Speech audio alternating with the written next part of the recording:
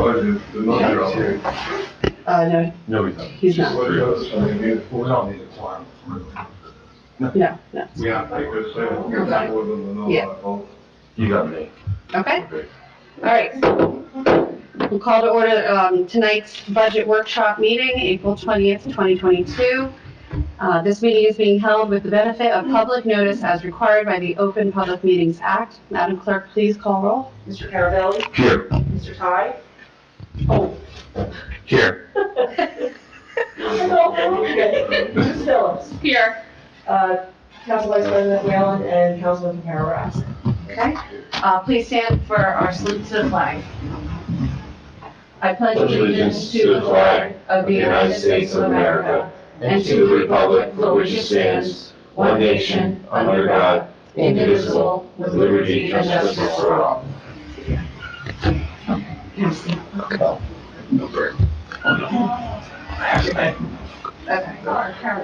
I have a prayer prepared. Yeah, let's pray. Okay, can we bow our heads? Dear God, whose love knows no bounds, strengthen our hearts with compassion and generosity, and may we build this Hamilton community up in all we do. Please intercede for us with the ongoing atrocities in the Ukraine, and pray for all those struggling with loss and depression. We make all these intentions and those in the silence of our heart. In your name, dear Lord. Amen. Amen. Thank you, Councilman. Thank you. Okay, so we're gonna move some things around on the agenda. We're gonna start with your municipal court budget. Welcome, good to see you in person. It's great to see you all. Thank you for inviting me here. I do appreciate it. I did just mention to Mr. Carabelli as I was driving here today, this evening, I was thinking to myself, what I'd love to do is have any or all of you someday come to a court session. You're welcome any day of the week. It can be myself, it can be Judge Ellington. I almost rather you not tell us you're coming. I'd like you just to show up. I don't want you to think we prepared anything special if you do choose to come. I would love for you to see what I consider the best court of Mercer County in action, doing what they do every single day for the taxpayers here in Hamilton Township. So I want to thank you all first. I hope you don't mind, but I prepared a little bit longer talk. But again, coming out of the pandemic now, I think we're really in a situation where we have things we've done, you need to know about them, and you need to know what we're going to do going forward. And at the end, probably Ms. Hamels will be able to answer your questions more than me. She's really the hands-on person at the court. So first, I'd like to, in the event that anyone doesn't really know me on a personal level, you should know I'm a positive person. And I say that because Ms. Hamels, I think, has an experience with me, but I don't consider myself over and above anybody in the world, and I do generally have a positive attitude about things. And I believe we should always not only expect we do our best, but I would also think we should always say that we should do better. It's in this context I want to report to you that the condition of the court is extremely good, but we're not yet where I feel I can say we're excellent. Allow me a few minutes to explain. First, you must be aware that Judge Ellington and I began our terms of office on February 1st of 2020. Ms. Hamels came on board on March 1st of 2020. And as you probably understand and know now, the pandemic struck just a week or two after she came on board, and really about a month and a half after Judge Ellington and I started. For about 2 months, the court was almost shut down. We were not permitted to move really at all because of the Supreme Court's directive to us and the governor's orders. But while we were shut down, we were trying to learn how to operate the court remotely.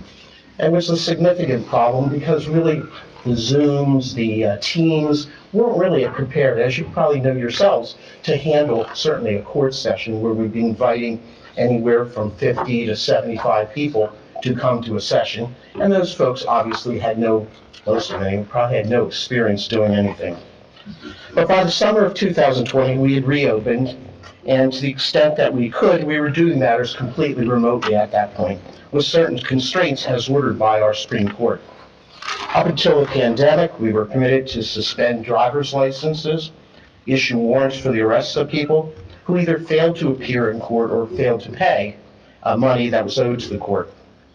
Instead, at the start of the pandemic, until about a year ago, it was not permitted to do either of those things. As we should have expected, many people, learning that, knowing that, and I always believe the people on the street know probably more about law at the court than I do, those people simply stopped coming to court. Or if they did come to court, they stopped paying any money owed. As an expected result, money slowed as receipts to the court or stopped coming in at all, and our backlog of open cases began to grow. I should explain to you what backlog is and what it means to us in the court. The court feels that anything over 60 days old from the date of the issuance of a complaint or summons, once it gets to 60 days, is at backlog. That includes all traffic matters, all criminal matters, anything really that would pertain to summonses issued, whether it's by our local police here or by the state police. And as I said earlier, starting about a year ago, our Supreme Court reacting to this increase then in backlog cases, and they were in part responsible for because they wouldn't allow us to issue the warrants or suspend people's licenses, allowed us then with certain requirements, meaning the number of times we may have had to relist a matter, which was costly for the court because we had to print additional notices, additional mailings, all of which had to be done either 2 times, 3 times, 4 times before they'd allow us to issue a warrant. So, as you can see, as of, and I think, Ms. Hamels, did you pass those out? I did. All right. As you'll see here, we have Yeah. we have a sheet here about backlog. So as about a year ago, the state allowed us to issue warrants for what are called failures to appear, meaning people that didn't come to court, and again, after a certain number of meetings. Well, as you can see from the sheet there, and if I can help you explain a little bit, if you go to the first column where it says June 21 backlog, those are all the backlog cases in each court in the county, with a total at the bottom of over 71,000 cases that were in backlog. Now, our county administration, Judge Haley being our presiding judge and his staff there, came up with a formula. What the formula is, I have no idea. But in the second column, they told each of us courts where they thought our backlog should be. So if you go down the second column there, you'll see the numbers again, and at the bottom, if I had to guess, I would say they probably thought we should be about half of where we were. But I think that's just a rough number. Well, if you look at Hamilton Township, that first column number, we were at 9,507 cases in backlog. Totally unacceptable, and I made no apologies for it because unfortunately that was basically thrust upon us. But you can see what they asked us to do. They wanted us to get down to 4,760 cases. I tell people I don't have a big ego, but I do have some ego. So I have to at this point say when we get to the final column, which was our number as of the end of last month, our number is down to 3,855, which is almost 1,000 cases below where they wanted us to be. Now, understanding that, I do want to tell you that's not due to my hard work. That's due to the hard work of the young lady next to me, Ms. Whitaker, and all the people that work at the court, including Judge Ellington, the prosecutors, and the public defenders. Now, there's another matter, and again, I want to tell you the good and the bad. There's another number that we look at all the time, and that's DWI matters. The Supreme Court has felt over the years it's an extremely important statistic. And if you go to, please, oh, you didn't give them that, okay. As of the end of, let me start in the beginning again. As of last summer, our numbers had reached for backlog for DWI of over 200. In fact, I think we got up at one point to about 225. Once they allowed us again to issue warrants, and once we put some extra priority on it, Ms. Hamels came up with a plan where both Tuesday afternoons and Friday afternoons we were doing special sessions. The good news for the township, there was state DWI money that she utilized, so it cost the township nothing to do that. And as of this past month, and you can see it on here, we were down to 162 from that high number of 225. Importantly, you can't see that because I have it, I'm sorry. What I need to explain to you is, though, that goes by percentages. The statewide percentages of DWI matters is 77%. The county total, 76%. And although that number, as I said, is too high at 165 right now, we're at 78%. So we're very close to where everybody else is, but I'm going to tell you that's not good enough. okay? And we're going to be working on that, I can promise you. The issue of why we have so many numbers, and if you were able to look at this, and I'm sorry you weren't, why here in Hamilton Township do we have so many numbers? It's not really by the action of our local police, but because we're on the convergence of major highways, 95, 195, 295, 130, 206, 33. The state police patrol all those highways, and they do it with special DWI patrol money that the state pays them as extra work for these troopers to go out there and arrest people. So we get probably cases a week? We get about 32 DUIs, new ones a week. A week. So with 32 coming in each week, it's a yeoman's task to even try and keep up with disposing 32 cases. I have some opinions about things, but unfortunately I'm going to keep them to myself right now. But with that, you have to understand that it's very difficult for us to keep up with those numbers of cases, and more importantly, we're required to get discovery, which is the police reports from the state police when they issue these summonses, and have prosecutors required to provide those to the defense attorneys. Unfortunately, the state police record sections has been notorious. This is back into the 80s when I was a young prosecutor in Trenton, that they never get you the discovery within 60 days. So these cases automatically always roll over to backlog. In fact, we've had problems, we're still having problems now, where we have cases, just a couple that I did last week, that are almost a year old, and they still had not provided the discovery to us to get to the defense attorneys. We really have no control over that. As I said, it's been a problem since the 80s. The attorney generals got involved and said they're going to do better. And if I've heard that once, I've heard it 100 times. And it's simply the way it is. So the DWIs are a special problem. We're trying to do what we can. I'm not happy about what we're doing, but unfortunately, I feel most of it's out of our control. Lastly, as you know, the court, although not as part of our mission, is a revenue producer for the township, and we recognize that. Here, I'm going to tell you, I think we failed miserably. This is not as a result of any inaction on our part, but as explained earlier, the pandemic, before the pandemic, we could issue non-payment warrants, suspend driver's licenses. Unfortunately now, while for failure of peers we can issue new warrants, we can't yet, and I will explain that, issue warrants for failures to pay.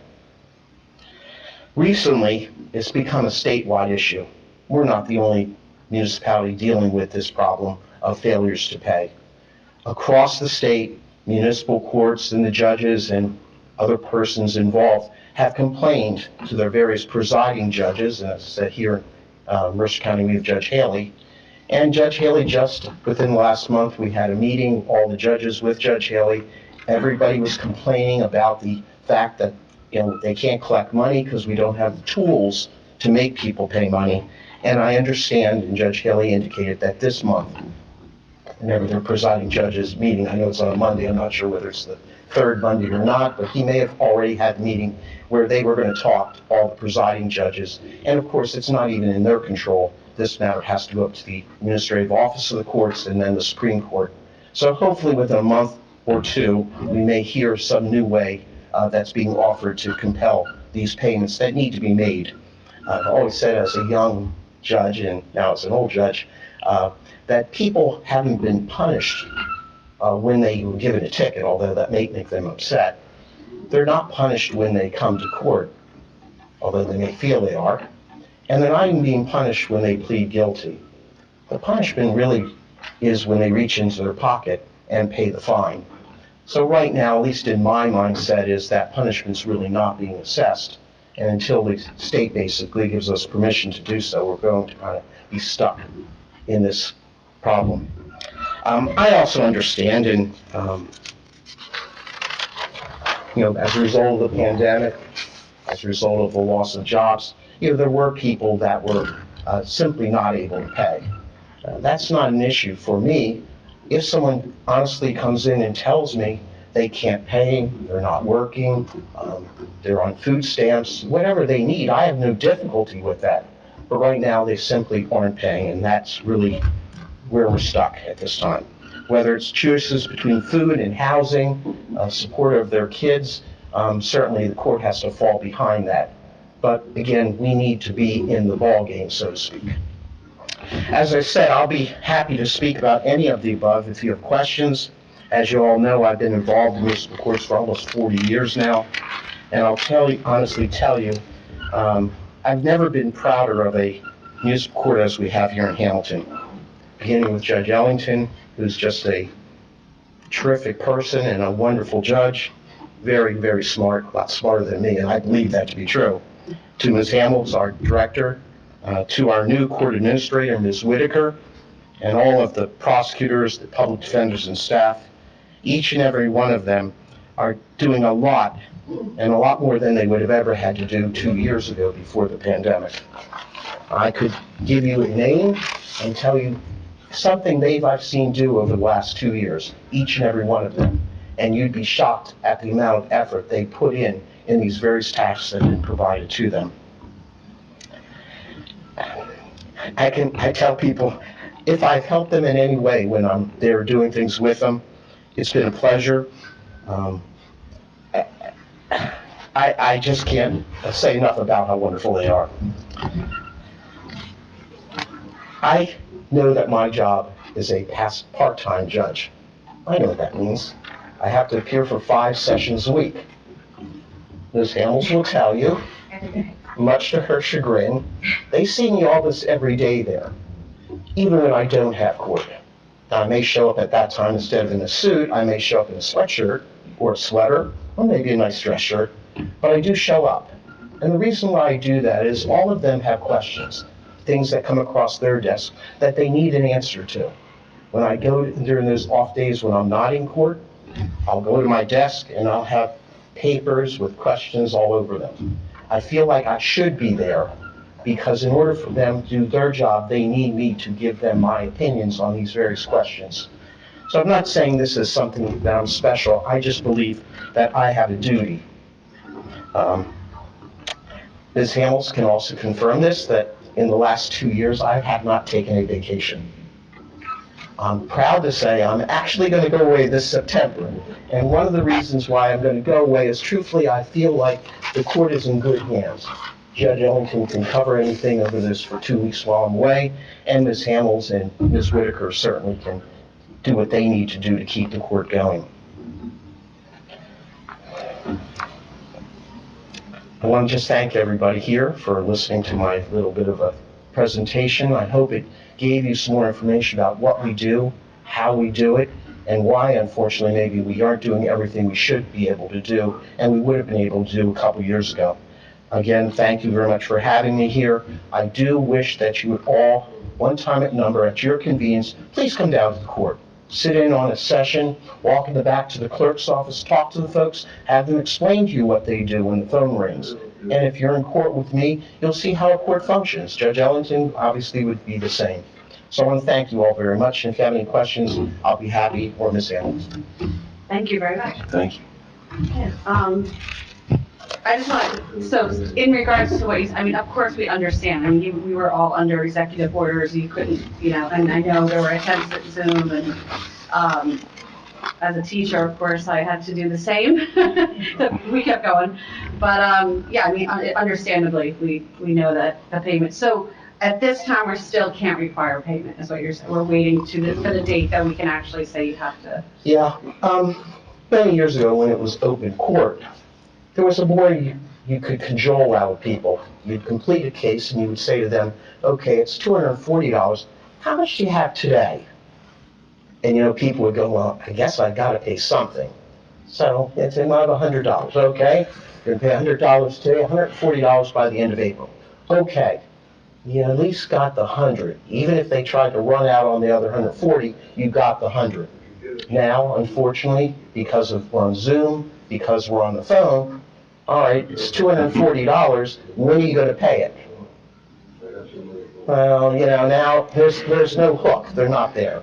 So that's the real problem in terms of right now compelling payments. I'm hoping very much the state's been very, very hesitant about suspending licenses, and that's because motor vehicles, and it's been in all the papers, the problems they've had in dealing with people trying to get their licenses just renewed, let alone unsuspended or something like that. So basically, if I had a guess, I feel what's probably going to happen is they're still not going to allow us to suspend licenses, at least in the near term. But my hope is, at least in the next month or two, they're going to allow us to issue warrants for not paying. Now, it may require more work again on the staff. They may have to pull all those files that people owe money on and send out notices to come to court to pay. But at least at that point, if they allow us to, we can issue a warrant. What we're finding is, and it's happened really since last year, one reason these numbers are where they are in terms of the backlog reduction is because they've allowed us over the last 9 months now to issue warrants. You know, people get a notice in the mail, oh, I didn't come to court, now I've got a warrant for my arrest. You'd be surprised how many people show up the next morning at the court door saying, what can I do to kind of get rid of this warrant? And of course, we just invite them right into court and we handle it right there. I do want to elaborate on that. So the state decided to come up with utilize a new code for payable tickets so that it comes off of our backlog, but their licenses are not actually being suspended. So they created a way to get it off the backlog, but there's still no incentive to get that money or to get people to even come in. The warrant process is incredibly tedious. In order to issue a warrant, or even, let me back it up, request a warrant, which has to be done through a municipal division, we have to schedule that case 4 times. 4 times. So that's notice paper, and then once we get their approval, if they granted the warrant, they then make us schedule another notice. So they're going over and beyond to get people into court. However, it's not very effective because, in my personal opinion, after the 15 years that I've been here, suspending someone's license tends to get them in much quicker. I don't see that changing anytime soon. They're pretty firm on not suspending people's license. So hopefully they come up with a plan, but as of right now, that's going to be a little bit of a thorn in our side. No, I just want to thank the judge for your overview this evening, and for Ms. Hamels for being here. And I will take you up on your offer. I definitely like to stop by. But just looking at the monthly report, I did see from 2020 to 2021, just from a fines, costs, and contempt, etc., just some of the revenues that were generated. It looks like it went up like 62,000, 61,000, if I'm not. It did go up. I think what you're seeing is 2020, at the beginning of the pandemic, we were completely shut down. So that's where that dip was in 2020. Give me a sense, pre-COVID world. What did that look like? Are we well off? I mean, is it? Yeah, At least, I would say at least 300, 400,000. yeah. Okay. I was going to say probably per month, anywhere between $15,000 to $30,000 a month, I would say probably we're down. I'm sorry, Judge. Yeah, Take a look at January 2020, you'll see that month we brought in 124,000. Yeah. Then you see April, 24,000. Right. So you see that drop. So if you take a look at January and February of 2020, before the pandemic, that's usually where we would sit a month. Okay, I got you. But also, the police department during those 2 years were also issuing considerably less amount of summonses and complaints because of the pandemic and the restrictions. That's right. So we had less filings. Okay. So that's also going to drop. That's going to be reflected in the numbers. Okay. Yeah, interesting. Lockdown. Yeah, Didn't get in much trouble. that's interesting. So, thank you both for joining us this evening. I too will at some point join you. I know when I go to, I was invited to go visit Hampstead, but I was told I'm going to have to answer a few phone calls. Hopefully I don't have to participate in any of your proceedings. Okay. I'm not going to go. I'm not going to go with you, Rick, because the last time you took me on a tour was the water pollution control. If I could add one more thing, and this is really just for your edification, to tell you things that we're trying. But when we started 2 years ago, Judge Owens and I and Ms. Hamels 2 years ago, we had no Spanish-speaking person in the clerk's office. We have a large Hispanic population now in the township and outside of the township, Trenton and into the other municipalities. And it was near impossible to have communication in calls into the court.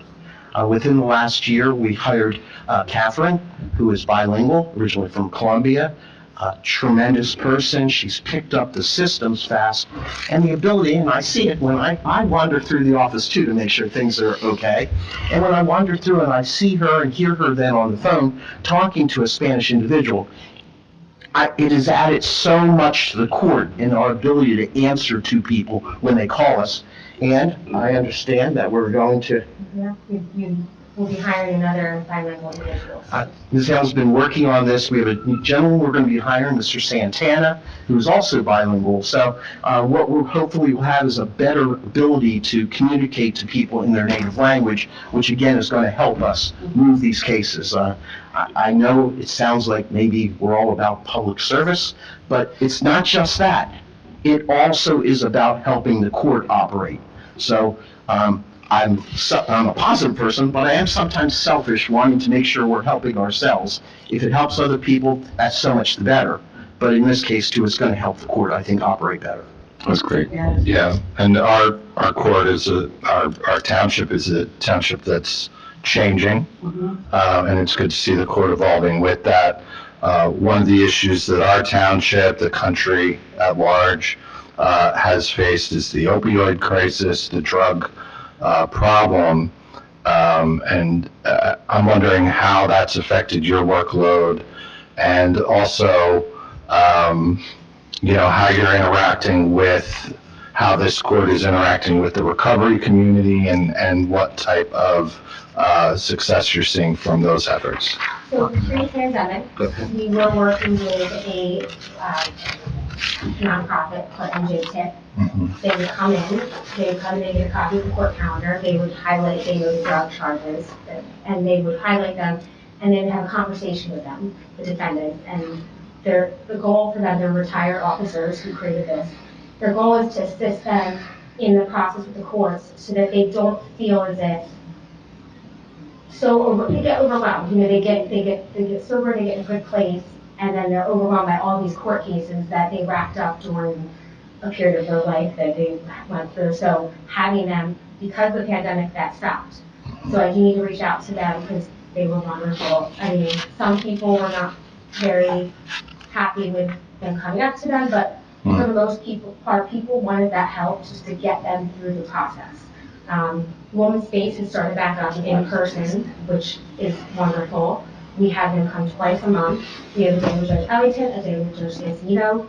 We've found that that's incredibly helpful. We can move cases much quicker because the judges both agree that unless the victim speaks to a person from Women's Space, because for the past 2 years on Zoom, it's very difficult for a judge or a prosecutor or anyone to determine whether that person on the other end of that computer is safe. There's no way to know if the said defendant is behind them, making them make these decisions. So now having them come in, we have every Monday and one Monday a month and one Tuesday a month. They come in person, both the victims and defendants.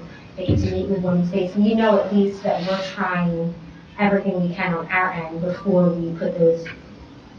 Most of them are dismissed. A lot of times the victims weren't dismissed. So before we do that, we know that they've been spoken to and we've given them all the help that we could. But as far as the NJ tip, I do want to reach out to them to kind of start that back up. It's a little difficult because we are doing a hybrid session at this point. We have open door policy. If people walk in and they're scheduled for court, we don't make them go through the Zoom process. We have a security officer always there. So we allow them to come in. If they come in with an active warrant and it's not even their day, we don't care. We bring them right in. So we're trying every way we can. We do understand there's a level of concern. There's a lot of people that don't know how to work Zoom and get very frustrated. And we don't want that to deter them from coming into court and doing what they need to do. So now that all of our restrictions have been lifted, we do have people coming in. It is a hybrid session. Nice, amazing staff. It's very chaotic. You have a moderator, then you have the person doing all the dispositions. You have breakout rooms, you have the judge's breakout room. They're communicating back and forth with people via Zoom. They're watching. There's been some inappropriate thing that's gone on through Zoom, so they have to shut that down very quickly. And now we also have people in the courtroom, so it's just keeping track of who's what. But they've been doing a great job. We were worried what a hybrid situation would look like for us. I think, for the most part, it's seamlessly working well. We're able to hear a lot more cases, believe it or not, with Zoom. So that's been, I think Zoom has been a good thing for the municipal courts, at the municipal level. Do you agree? Yeah, I think pretty much, and just to go back to the domestic violence, the program we have is modeled after what I did down in Trenton 20 years ago, and I was happy to bring it here to Hamilton. I've worked with the women's space people for a good 20 years now, a little bit more. And I want to be clear that a victim to us doesn't mean a woman. So if in fact a woman's space is talking to somebody, they're talking to the victim. Whether it's a man or a woman, they need to be spoken to and given options, ideas, opportunities. We do dismiss most of the cases, usually then at the request of a victim, but at least those victims had the benefit of talking to somebody who has some knowledge and experience. They're given resource information, there's paperwork they're handed. And I know from my years dealing with women's space and talking to the folks there, the numbers are 5 to 10 times a victim may be assaulted or harassed or abused in some way before they'll actually maybe leave that situation or proceed then with the criminal case. So there's a point when I dismiss a case where I talk directly to both the victim and the defendant, and I make sure the the victim in front of me is not exhibiting any kind of fear in his or her mind. But more importantly, I have standard language that I use for every defendant. I try and make the point with that defendant that this criminal complaint that's facing you right now was not issued by that victim. It was issued by a member of the police department. This is a police complaint. The victim here is simply a witness for the state. And I do that because I don't want them to then go home and have the defendant start going off on the victim that, it's only because of you we had to go blah, blah, blah. I try and make clear to them it is a police matter. And I usually also warn them that I don't expect to see them back in court. I've told people over the years very simply, truthfully, I'd love to have cases tried in front of me. I'd love to see attorneys doing their jobs. It's an educational experience for me to watch good attorneys do their work. And I tell the defendants, I'm going to dismiss it this time, but if I see you back here again on this type of police complaint, I will not be dismissing it.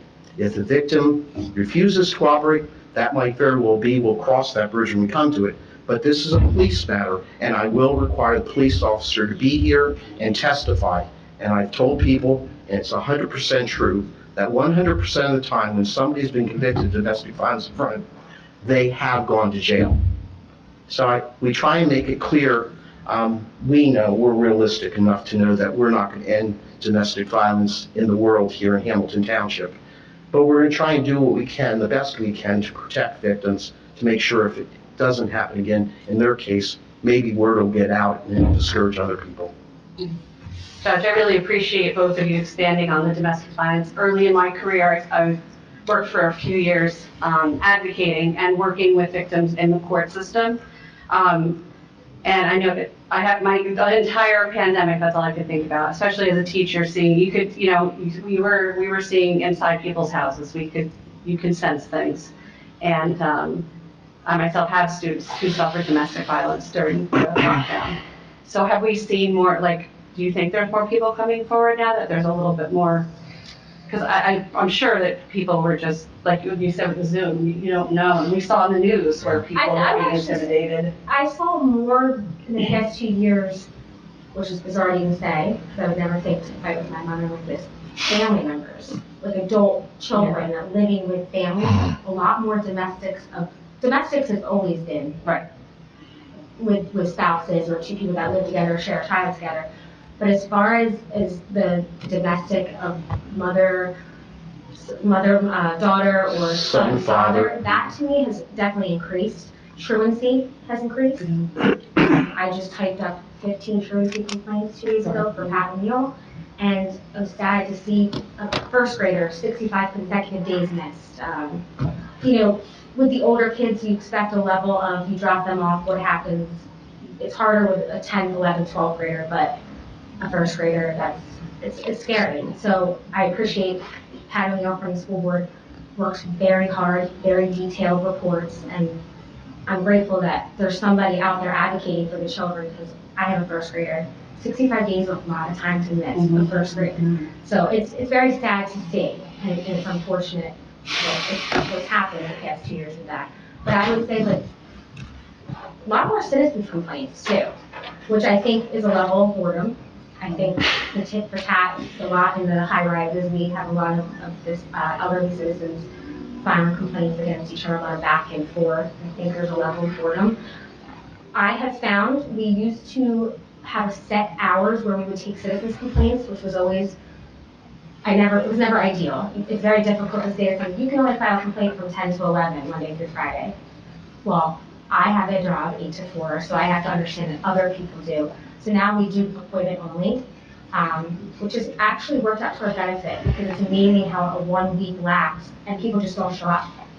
Because some of it is, I would like to say 85% we find no probable cause on citizens complaints, and we get about 15 to 20 people coming in a week filing complaints.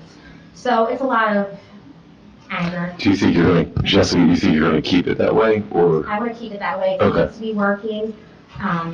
We have their phone numbers. This way, if anything were to, there was a shutdown again, I make sure the staff gets their phone number so we can call them. They're told right up front. If anything were to change, there was an outbreak, anything, we'll give you a call. That has helped. They also now have the documents online, which has been helpful. We also find that people would come in for their appointment and not have anything filled out, and then it would take 45 minutes to fill out their paperwork. So now they're told, they speak with the deputy when they come to get the paperwork, so they're explaining the whole process, and they can ask any questions at that time, so that way when they're coming in, it's just a matter of typing up what they've written, getting their signature, and getting them out the door. Mediation, that was shut down during the entire pandemic. That started back up in November. Ewing was the pilot court for that, because it's now all done through Zoom, which was a little challenging for some of the volunteers to kind of learn, just figuring out how to do shared documents through, a lot of these people are retired and they're volunteers, so the process wasn't easy for them to learn. But I'm happy to say in November, we had about 50 cases pending mediation. But the past for 2 years, we're now down to 20. We're scooping up every date that we are provided, that there's someone available. Unfortunately, for the month of May, there's nobody available, but we'll get them done pretty quickly. They're also time consuming. You have to try to get everybody's information, get them all to agree to it. But I'm happy to say that that number is down. So that's going well. So, your court, our court, has done as good a job as just about any town in Mercer County at getting these backlog numbers down. So I want to say thank you for your hard work, for the hard work of all of your staff in accomplishing that. And in looking at your budget, it looks like there's some new line items that didn't exist previously. So I'm thinking that some money's been shifted around, perhaps from, one line item to a new line item to more accurately account for how you're spending money. So that's good. But despite that, things look pretty flat to negative on a lot of these line items. So thank you for holding the line on so much of this. I do see, it looks like salaries and wages are up around 8 or 9%, which is a little bit above, a normal increase. So has there been an increase in staffing or an increase in title, or what would you say accounts for that? That's actually not accurate. I talked to John about this. If you look under the standby, nothing was taken out, which is not accurate. So it was being taken out incorrectly through the payroll part of the fund. So that might be why it's up. So every time one of my deputies is on call, they get an automatic 12-hour standby. that wasn't being taken out correctly. Okay, And I think what was happening was being taken out of the overall payroll aspect of it. Understand. So that's, because if anything, we're down quite a bit.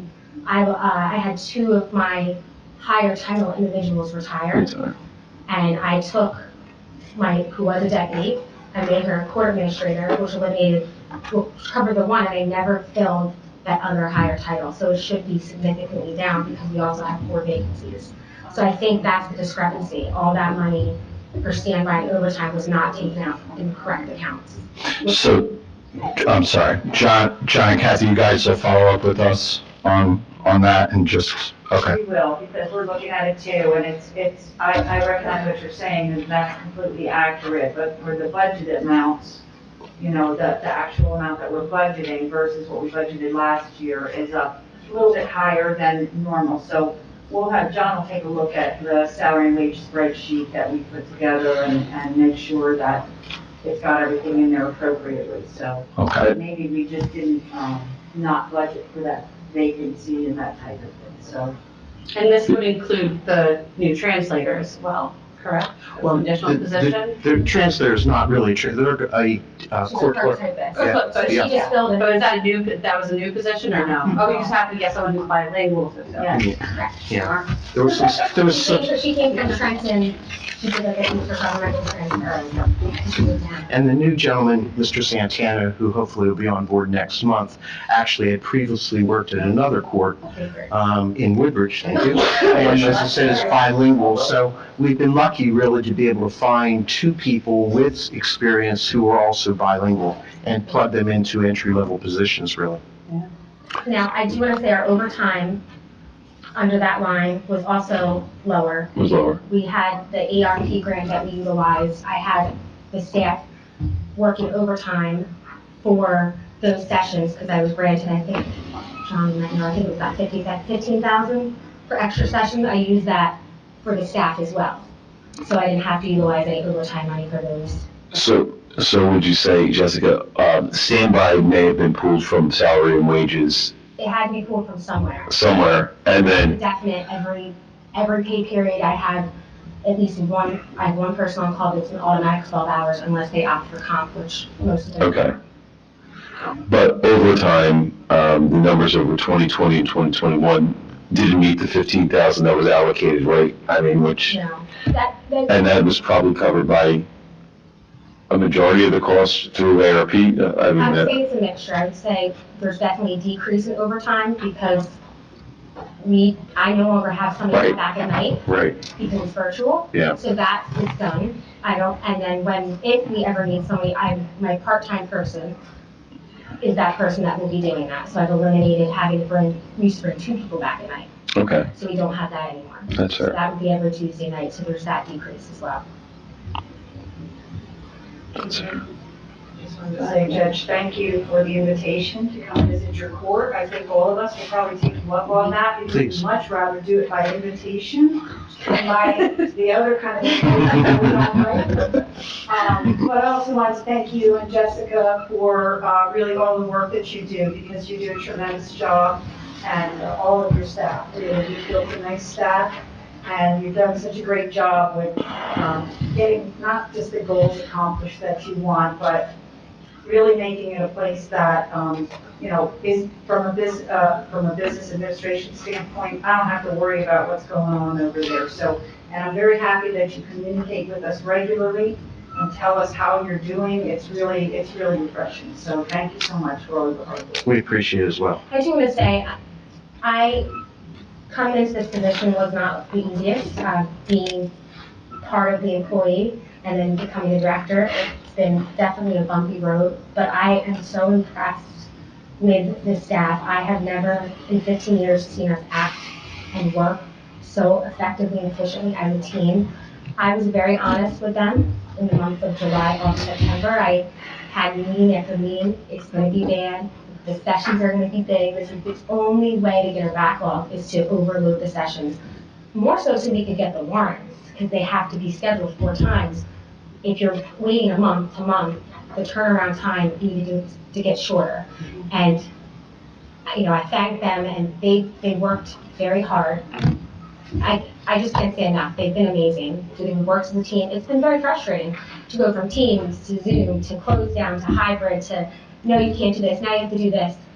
In 2 days, they told me to, you have to wear a mask, and then within 24 hours, don't wear a mask. So it's been a lot of changes, learning to work with a new director, new judges, new prosecutors, new public defenders. It's been a bumpy 2 years, but I am so impressed with how hard they work and how effectively well they work together. So I just wanted to say that. Well, thank you for that. My last question is, I think you guys are doing a tremendous job. Is there anything that you need from us in order to help you do your job better?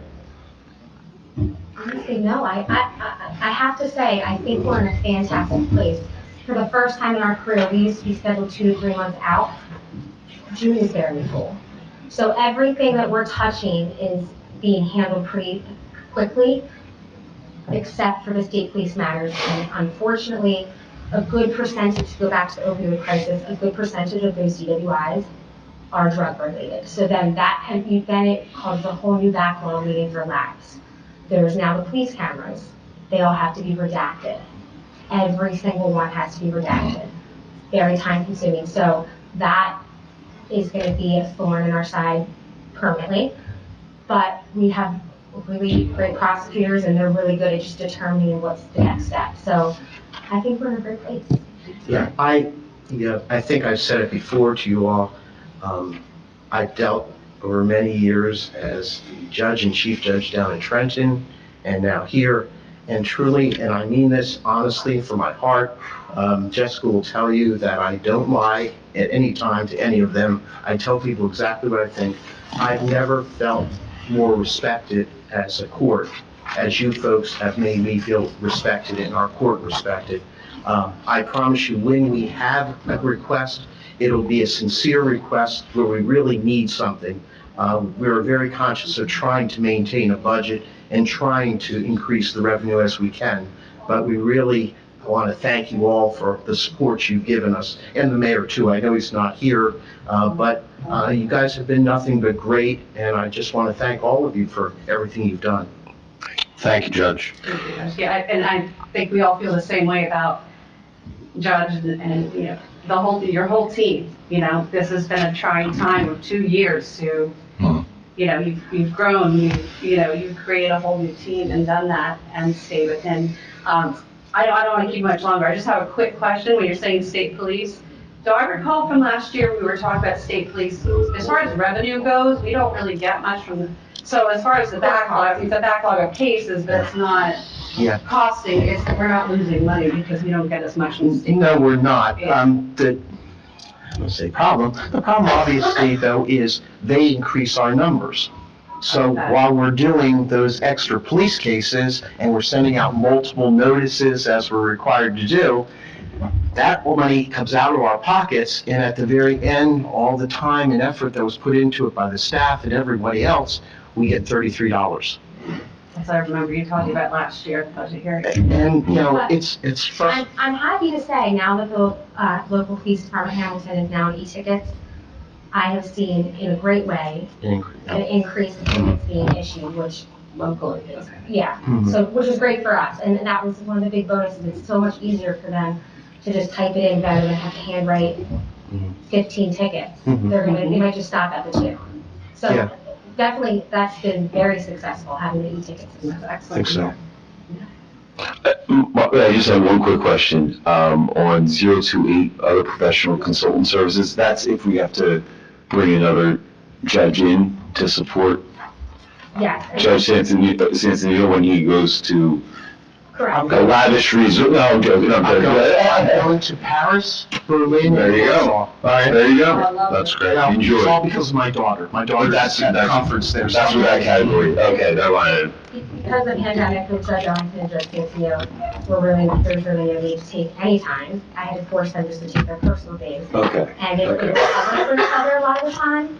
September will be a little different. We'll start utilizing those funds. Judge Ellington now has, I think, 4 courts. She did 3? 3 courts. Three. So she's not as available as she was before. Okay. So for the 2.5 weeks, which is 6 sessions, we'll be utilizing visiting judges. So I know she plans on using her time having the light a little bit. Enjoy, Judge. You deserve it. I do appreciate it. Absolutely. Well, thank you so much for coming tonight, and again, for such a fantastic job. The invitation. Again, if there's anything you need from us, we're here for you. Thank you. The invitation stands. And again, I just want to thank everybody for their help. Thank you. Be prepared what you see on Zoom. I apologize in advance. And I teased, I said I knew the courts were picking up, and my co-teacher and I got our jury duty notice on the same day, 1 week apart. And then Sheriff Kevler got, the jury duty notices are. It's unfortunate that people don't have much respect in the court or some of the things that we say. Oh, I'm getting made fun of, I'm like, yeah, I want to be the jury. Everybody have a good night. And Good thank you night. too. Thanks for being here.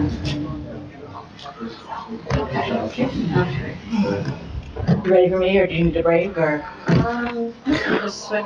Come on up. Come on down. Come on down.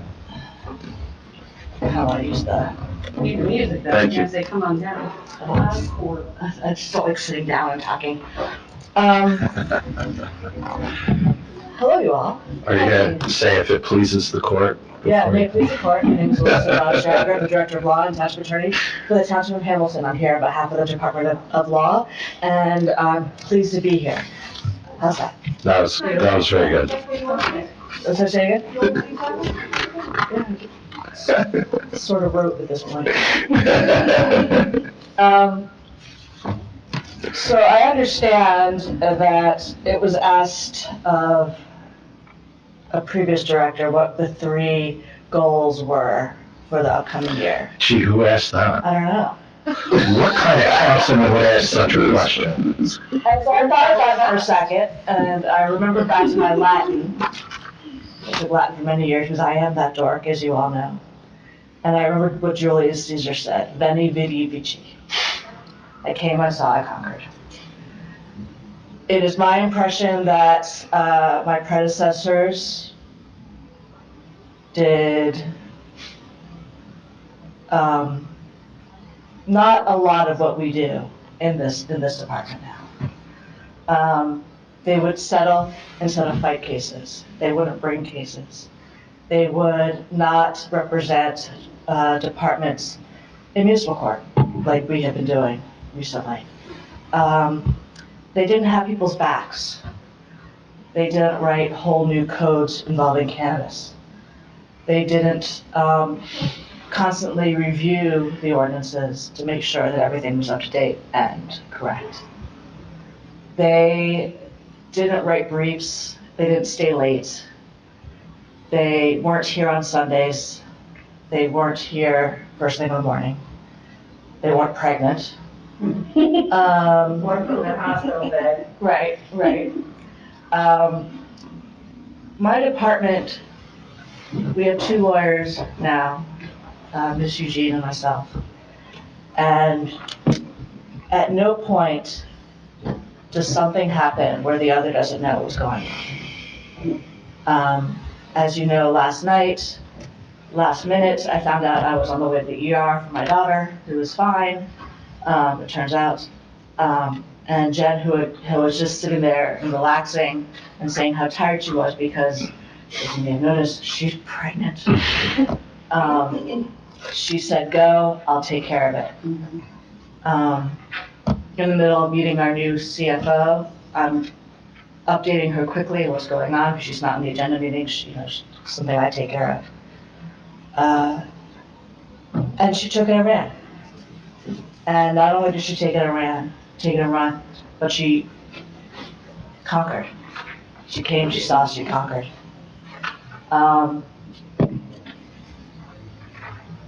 We've got a great team in the department, and I'm so proud to be working for Andrea, who is our paralegal secretary, because she is the boss, and I merely work there.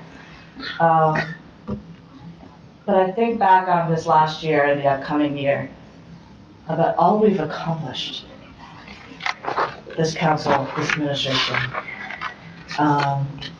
It really is mind-boggling about what we've done, even in the face of a worldwide pandemic. We bought and are going to build a new town hall, which is amazing. We've negotiated contracts, yeah, like as literally as I'm like, is there a pipe in that? as the building, well, not for nothing, that frickin' elevator is going to be a cause of ADA complaint before we get out of here, right? We are not ADA compliant whenever that elevator is out of service. And we're a public building, and that is a problem. And so and there's no matter how many times we repair it, it is a lawsuit waiting to happen. And so that we're moving forward as a positive note for this town is wonderful. So what I'm seeing in the upcoming year for us, I have 2 people who are pregnant in my office. I'm not drinking the water. Both are going out about the same time. Erin, one of my secretaries, she's gonna be out for much longer. She's gonna take all the leave that she's entitled to and then some. Jen, my deputy, like in years past, like myself, she'll be writing emails on the way to the C-section. She'll come out, just like I did, of surgery and check in with the office. I will go and take care of the baby and tell her to go to sleep, and she'll be like, first, let's talk about what's going on. And she'll be back within 6 weeks. This is a woman who went back to law school. She had her baby, her last year of law school, and was back in class in 3 weeks with a C-section. Okay. It's also a woman who was pregnant at 9 months with her second child and argued in front of the appellate court standing up in high heels. So we don't play. We come get things done. And so I assure you, the legal services to the township will not suffer. It'll be handled. But so in terms of, that's why overtime is still up high, even though it wasn't used last year. Why, for example, you look at outside legal services. Once upon a time, say 2019, they spent $121,000 in outside legal fees, this town, 2019 before I got here. Last year, we budgeted for $70,000, we only used half of it. Jen and I are handling most of it. We're handling all the Oprah, let me take a step back. We're handling all the Oprah requests, and we haven't been sued for Oprah. Now, the same, and they're not gonna win, right? It's okay, bring it, I'm ready. For example, there's an organization called Rise Against Hate, which is run by a little young boy in South Jersey. He and his organization has sued all these other towns on a variety of different reasons. We took him out at the knee. We worked with him. There was nothing he could do to complain about our response to him. He tried 4 or 5 different ways because he thought, Hamilton's a big town. They've got money. We're going to go after them. No, couldn't.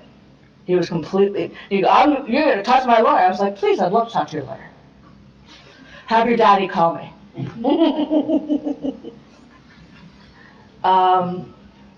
So I think, even though we only used $35,000 last year, since we'll be down a lawyer for at least 6 weeks, I've asked for still about the same amount this year, just in case. In terms of other professional consultants, thank you very much.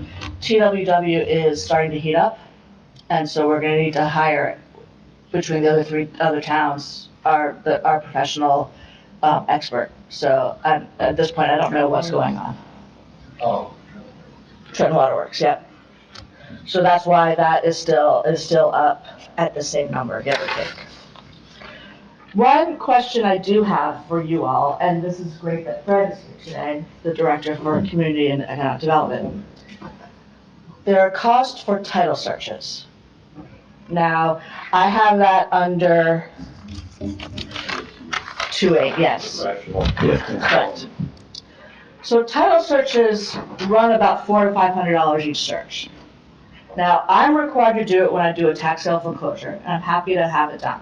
Because when I do a tax sale foreclosure, I've got to find out all of the people who have an interest in the property. And that's actually one of my requirements before I file for a tax sale foreclosure. However, we are finding that the housing department also needs title searches. That, because, for example, when we have an abandoned house, we don't know necessarily who owns the property. And so, because we're the lawyers, ask the lawyers, it's coming to us, and so we are finding our expenses, and this is what we're realizing now, because the issue came up, actually might be higher than the $1,000 if you want us to keep all the title searches in our office. Or if you want to, and I don't know if Fred has budgeted in his account, whether if it's housing, if they have their own account for title searches, if they need to do that for abandoned properties or something.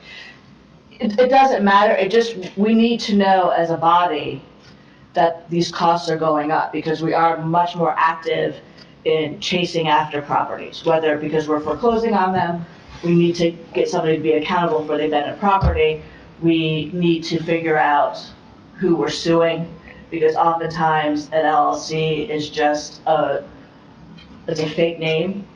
And so to actually find someone to come in, to pay a fine, or to appear, there has to be some more searching done. Alyssa, you, we're referring to line 28, Mm-hmm. and you're talking about $500 to $1,000 per use? No, $500 per title search, right? Per title search, yeah. Yeah.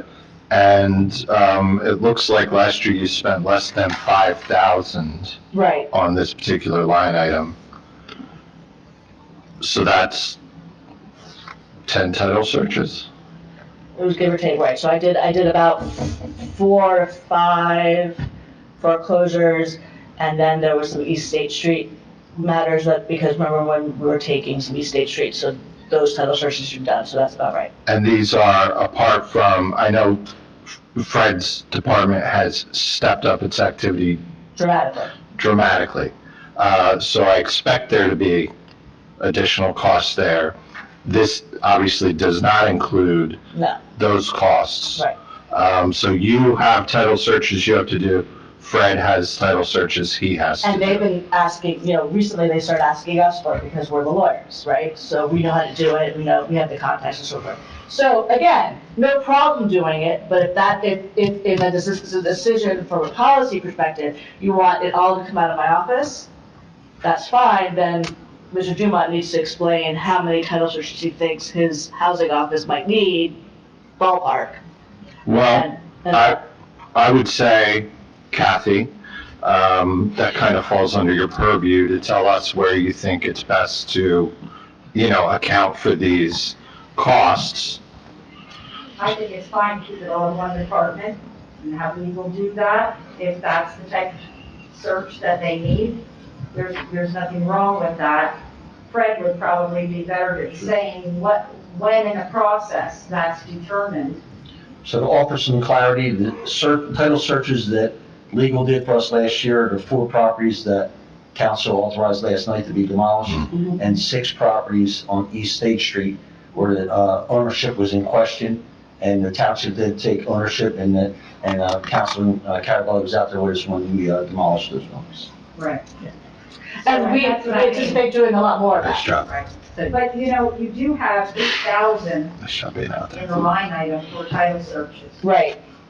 And that for, in this one, so, and again, I don't know how many that we're anticipating doing, if it's gonna be more than last year or not, but, you might wanna judge it based on that. Right. 1,000 might be enough, I don't know, I can't tell.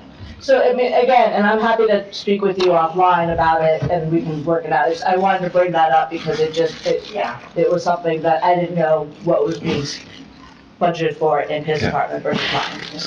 I just also, see that you're asking for less Yeah. this year, That one so. line item overall, because it also includes expert witnesses for- litigation. Right. And a small amount for, depositions and court reporting. Right. Well, and you actual spent in 2021 was only 5,000, right? Mhm. Listen, we wanna support you guys. It's hard to tell if the lights on this microphone. We wanna support you in what you're doing. You know, we really, I have tremendous respect for how hard you and Jen and your staff are working for us. You know, you've really helped us to reform government in Hamilton, and to hit some special milestones, for the township. You know, the work that's being done with you, with Fred, you know, you've got your hand in almost everything we do. Yes, do. And, so you're in an important position, you're important to us. We want to make sure, you know, so if with Kathy, you guys come back to us and we need to tweak this number, we're certainly, Okay. I'm open to looking at it, so, you know, it's not set in stone. Okay. Okay, good. And then finally, I just wanted to acknowledge and thank you formally for the raise. Our salaries are higher this year because the ordinance changed. So, on behalf of Jen and myself, I wanted to thank you for that. And I think that's pretty much all the comments I had off the cuff. I'm happy to answer any further questions. You want to talk more about your top 3 priorities? Well, if I might start, So I think we all have immense respect for your department.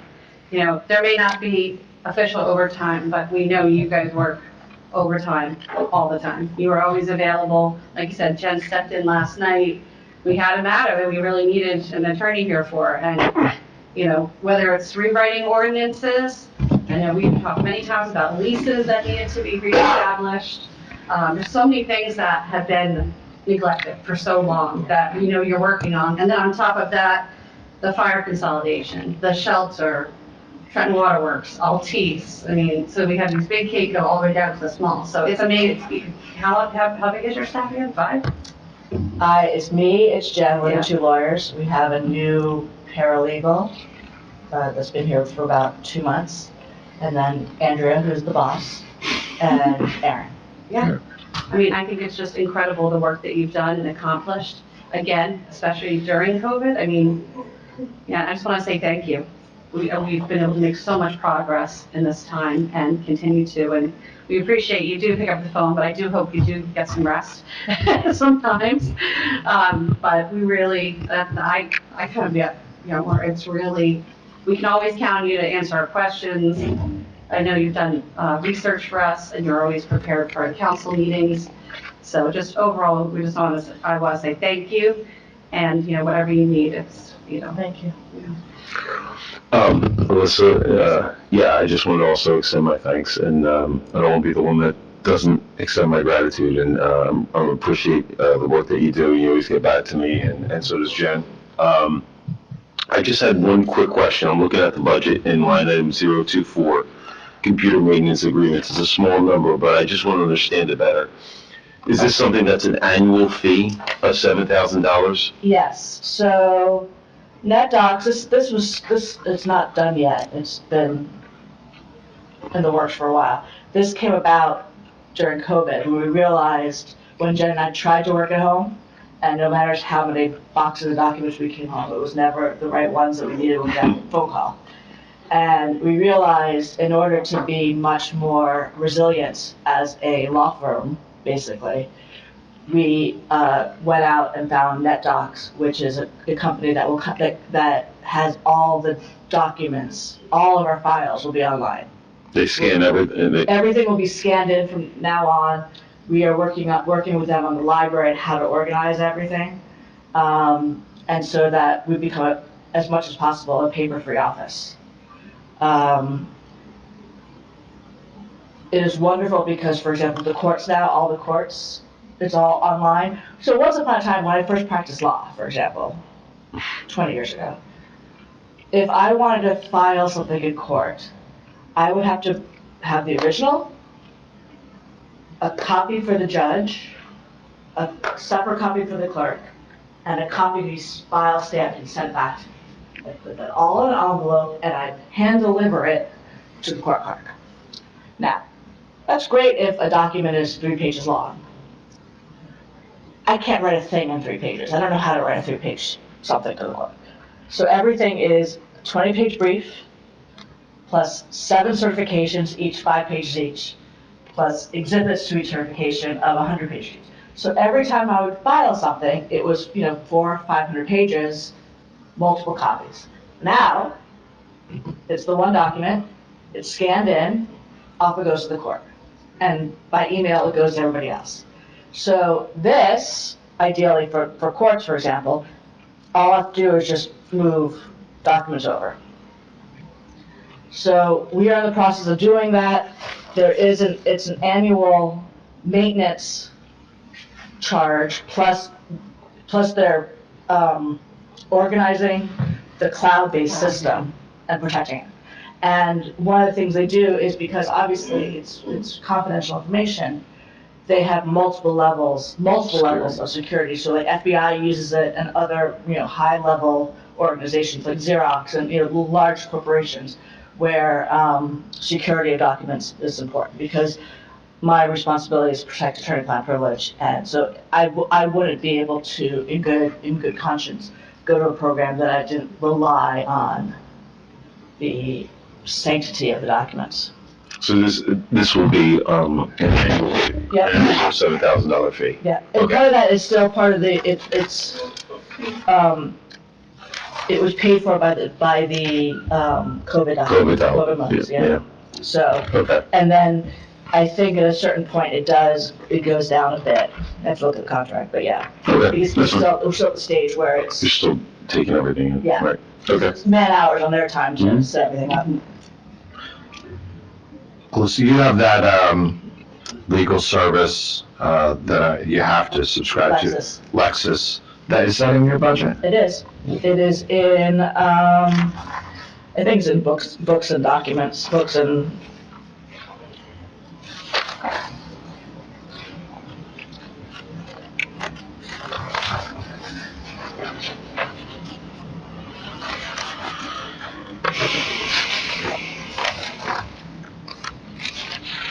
Oh, books and publications, here it is. You found it? So that's actually, you're asking for less for that. Again, more and more is going online. Online. Even some of the textbooks now, not textbooks, the rule books and whatnot, they have an online version of them. So all we need is one of the hard copy, and the rest we can access through the online portal. And I would imagine you just pay for a license once and then it's yours. And then every year it has to be redone, because each of these books, like, they add all the cases from the year and all the updates to the rules and so forth. Good. And the other thing is, apparently, also in books, and just, there's a note in there, apparently the prosecutors have, their books there are about 10 or 15 years old. They've never been, their books, of like the statute books, have never been renewed in years. So they asked us kindly if we could furnish them with updated law books. So I said I would ask for it. Okay. Okay. Well, thank you. Thank you very much. My pleasure. Thank you, Alyssa. I'm here, I'm working, I've got a break due tonight by 12, so if there's any more questions. Okay. I'm glad your daughter's okay. Yes. You too. We'll see. Spring or? We don't know yet. I think it's still working, but the X-ray didn't show anything, so. Okay. That takes a few days. Of course. I mean, unless there's somebody else that's going from Let me go look. Fred, next year, I don't think I'd let the lawyers start talking before you go. I think I'd jump in front of the lawyers if I were you. next year, well, I mean, have our name, you're telling me I'm first at 6 o'clock here. Well, Fred, I'd still be standing outside if you hadn't come in right then, so. Thank you, Council President. Madam President. So just for the record, I want to note that my budget is 4 times larger than the courts and 5 times larger than Ms. Schrager, so buckle your seatbelts, everybody. That's why you go last. Thank you, Business Administrator, I appreciate that. So, as Ms. Sabo's been texting me the whole meeting, I will not give my cliff notes. I will, so thank you for the opportunity. So I am required to call Vanessa? my trusty assistant who wants to make sure I don't make a single mistake here tonight. So thank you, Council President, members of council, for giving me this opportunity to speak to you about our activities in my department, the Department of Community Economic Development. So our department consists of 8 divisions: land use, planning, zoning, construction, housing, engineering, economic development, and HUD. In 2020, I appeared before you the first time, and I spoke about budget shortfalls, which Mayor Martin told me on my 4th day, the racial tensions in our community, which I experienced on my 28th day, and the start of the pandemic, which was started on my 50th day. And despite all those issues, we achieved great success. In 2021, we built upon those achievements, recorded record numbers. And before I talk to you about those accomplishments, I just need a moment of personal privilege. So I'm grateful to Mayor Martin for supporting me in my role as director. Know that this has been the greatest honor of my professional career. I also want you to know this has been the most challenging endeavor of my career. And the last 8 months have been extremely difficult. So I spent 41 years in the union construction trade, the male-dominated union construction trade. So of course I had butterflies when I joined the female-dominated Martin administration. But during these difficult times, I had 2 incredible administrators who helped me. Alyssa Schrager and Kathy Monzo. So they've been steadfast supporters and great advisors. And I want take this opportunity to thank both of you. And I want to say, as a resident in this town, I know how lucky we are to have people like this. Okay, now go. Okay. So my mother often had a saying, thank you, dear. She said, my son is a lot. And she didn't always mean that as a compliment. So I have a person in my office who understands that better than anyone. That's my trusty assistant, Vanessa Crispell. She's the first person to hear my crazy ideas first thing in the morning, and she has the responsibility to take those crazy ideas and turn them into real benefits for our residents. And she does it every single day. So Vanessa's been out for 5 weeks. She's had neck and shoulder surgery. She's returning to work tomorrow. So for now, I'm happy until tomorrow about 9:30. But I get all the compliments in my office. Vanessa deserves the credit. So let's talk about those accomplishments. Prior to this meeting, I provided council with a series of documents, and I just want to talk about those for a second, briefly, before Allison never talks to me again. Document number 1 is the executive summary of our zoning and planning board meetings. If you look at it, we had 78 applications. We conducted 17 planning board meetings. That's more than 1 a month. 18 planning board meetings, 17 zoning board meetings. In all, that produced board approvals of 1,160,672 square feet of warehouse, 133,813 square feet of commercial, 208 residential units, and 20,604 square feet of manufacturing facilities. You have another document. It's our construction permit activity report. In this report, it shows activity from 2021, 2020, and 2019. If you look at the totals from 2021, we issued just under 5,000 permits, the most in the history of this town. We collected $3,382. The most money in the history of this town. If you look at 2020, we collected $2,974,410, and in 2019, we collected $2,383.96.80. If you look at comparisons, 4,973 inspections in 2021. I can tell you Robbinsville Township conducted 1,700 inspections. Ewing Township, 2,534 inspections. West Windsor, 3,556 inspections. Woodbridge Township, 4,195. And Plainsboro, 4,907 inspections. That talks about the tremendous growth and construction that's ongoing in our town today. Document 3 is a year-end report from Mike Cosma.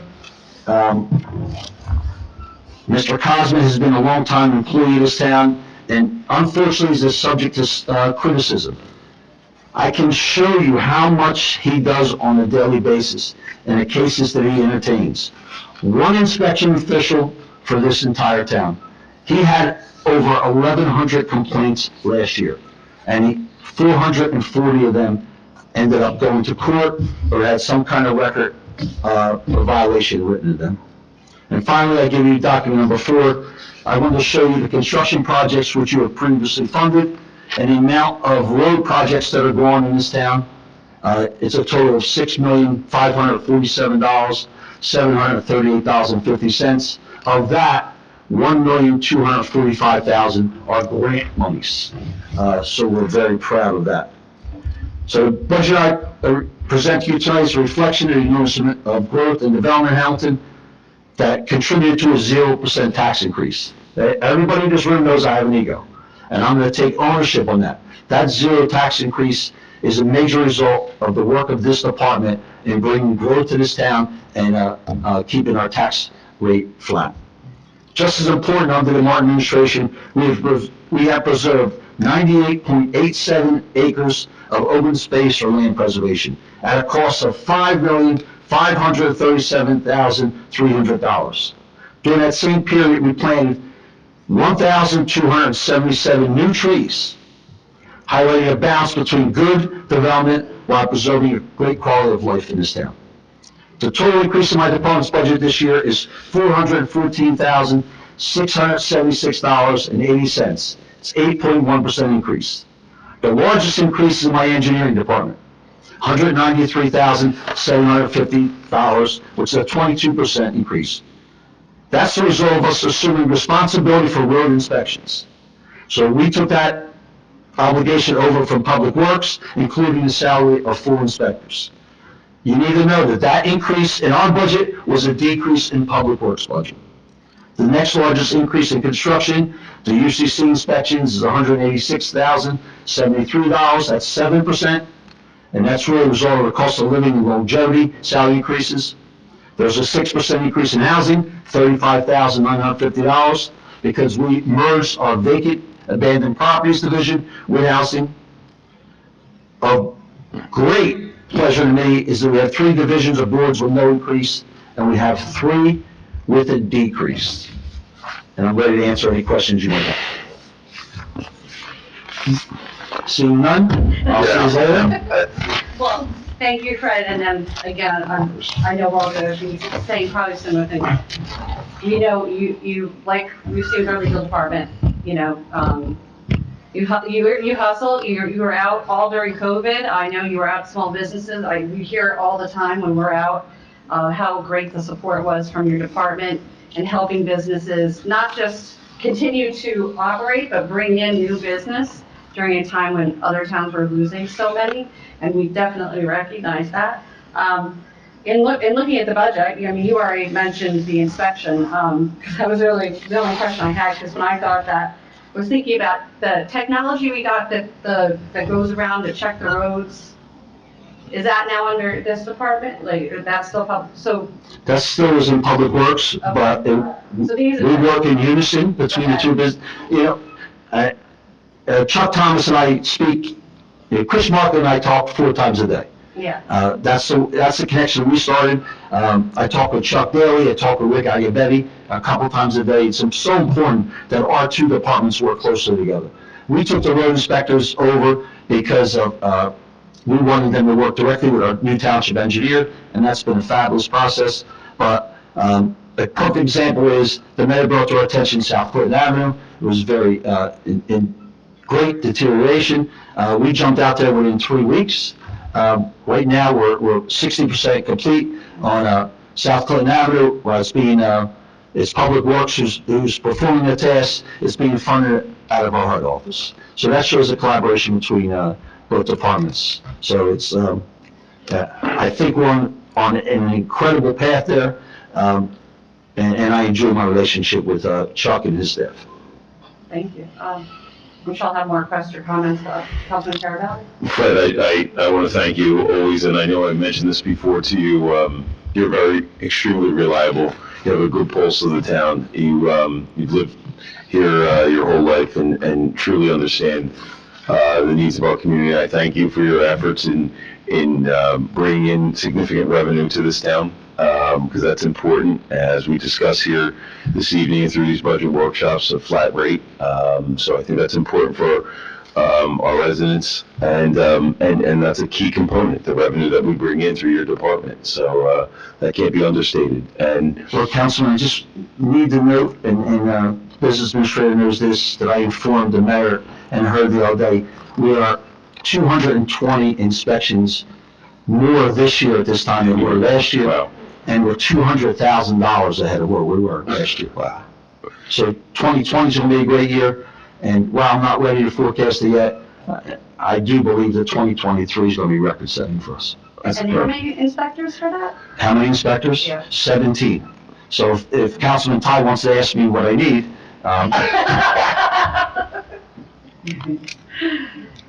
Now, during COVID, though, you had to have some of those employees were furloughed. I assume you were down from what you would normally have, so that would be another challenge that your department had during that time. So when COVID hit, we laid off all part-time inspectors, but we never furloughed anybody. The township was shut down for 2 weeks. That was the only time our department was shut down. Councilman Todd? Yeah, Fred, your department is a beehive of activity, reflective of its leader. The energy that you've brought to the job has been, a tremendous benefit to the township. I remember when the mayor told me that he was hiring you, and I was like, that's an out-of-the-box pick, and it couldn't have worked out better for us, I don't think. I wish you would have warned me at that time, Councilman. Well, sorry about that, Fred. But,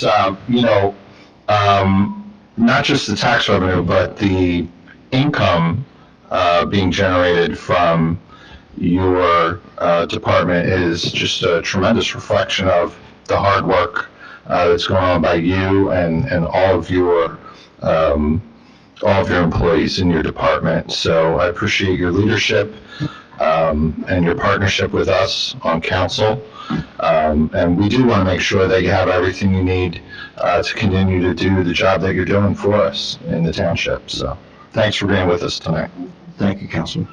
And Fred, just a couple points of clarity here, and you may have already mentioned this, and with under housing inspections, the salary and wages, that number there is reflective of an increase in the number of folks that we have now, or what is that?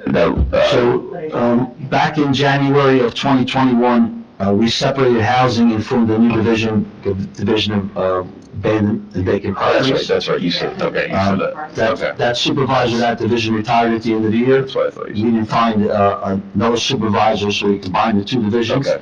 To replace him, we hired another clerical person, so it's really increased in one, but that's why you have the $35,950 increase. Okay. I know that, Fred, two areas that you and I have talked about a lot, that I've heard you talk about a lot, are the abandoned properties.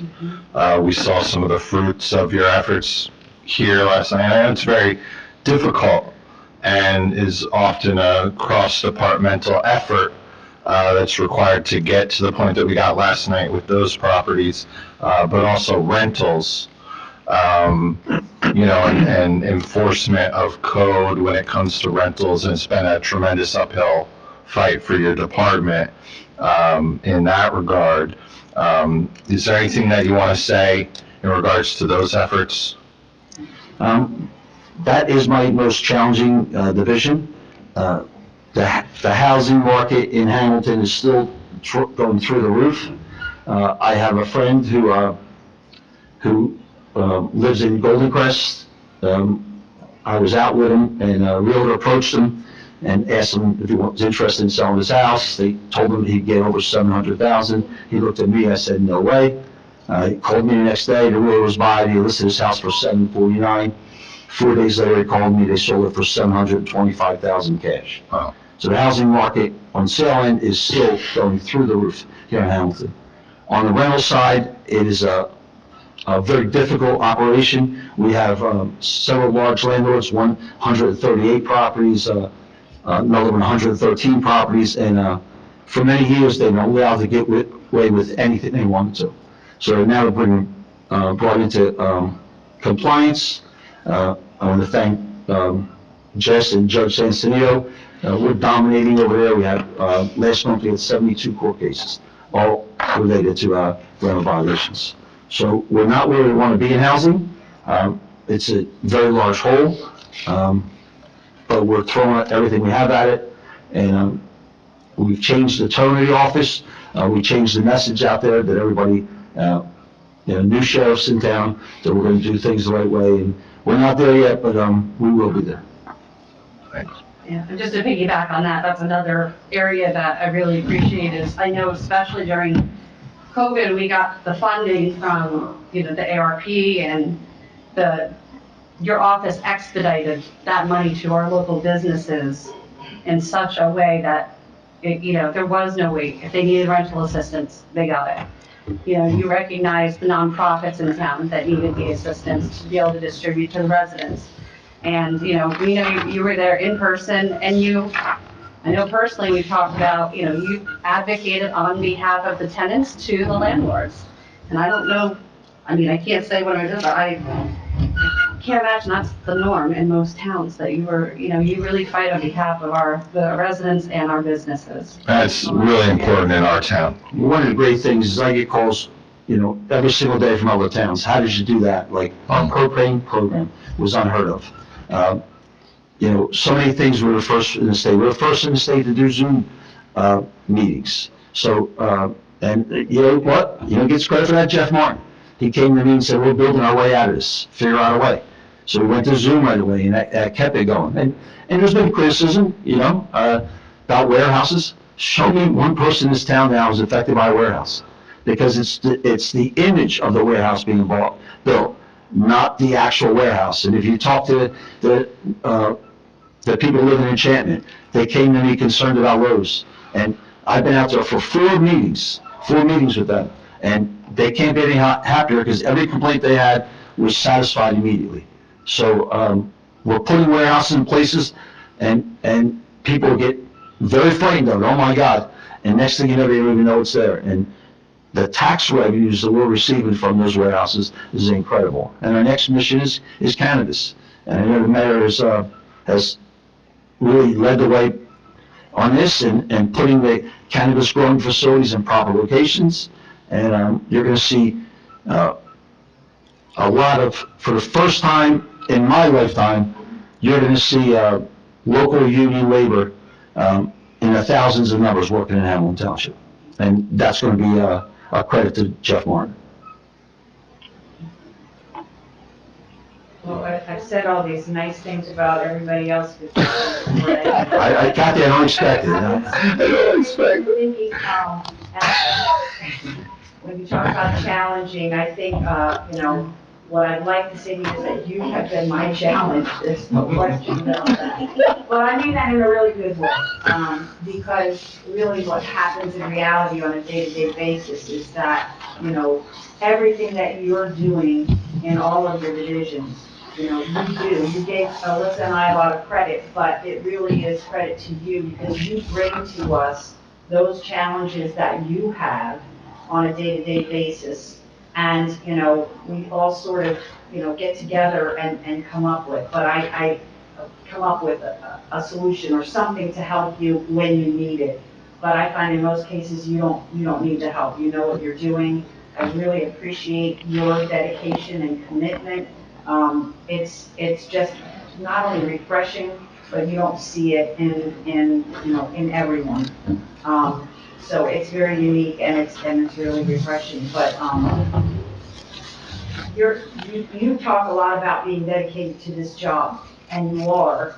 But what I see is the personal commitment and dedication you have to every resident here, not just a group, not just the businesses, it's everyone. And that comes from the heart, and you like to say you don't have a heart, but I know that you do, and I know everybody up here does that too, because they see you working day in and day out, and it's all for that. It's for the town itself. And you're dedicated and committed to the mayor, but again, it comes from within that it's all about the town and, you know, and what we're here to do, and you do that beautifully. So my friend Vinny Capodanno was here. I give Vinny a lot of credit. He's the only resident to show up tonight. And he said to me in the hallway, "What's your greatest achievement here? The municipal building?" I said, "Nah, had a lot to do with that, but I don't think so." And he says, "The restaurants, nah," and he named a couple things. I said, "You know what my greatest achievement was?" And it happens every day. You had a lady here from 5340 last night, right? One of my greatest achievement is 9:30. I was at her door today, knocking on the door. Said, "Hi, I'm Fred Dumont. What's your problem? I'll solve it." Problem was solved by 4 o'clock this afternoon. And tomorrow there'll be another greatest achievement, because we work for those residents. And when they can't turn to anybody else, they should turn to us. And Kathy says to me all the time, "Fred, it's government." And I stamp her out of that office, and I get mad, and I come back a half hour later and say, "All right, tell me how to do that. Tell me how to do it in government." During the pandemic, when people were hurting, that's nonsense. It was government. That was nonsense. And when a business was closing, I wasn't going to tell them that government can't do that. You know, when we went to the nursing homes, or I got a call saying we can't find masks, we can't find suits, that was our job to do that. And God damn it, we delivered, right? And you know what? We can say, "Oh, nobody's here tonight." You know why nobody's here? Because this town is operating so well. That's why nobody's here. And guess what? I'll tell Eileen tomorrow morning, I did it again. No, we did it. We did it. Nobody does this alone. We did it. It's the clerical people. It's the professionals. It's all of us. This town is running so well. It's amazing. And guess what? We've got our skeptics. We got the people want to throw stones. And they don't throw stones at me to my face, because you know how I am. You know? I'm not a nice guy, all right? And I don't have a heart, and I'm done. See you later. Thank you, everybody. Thank you, Fred.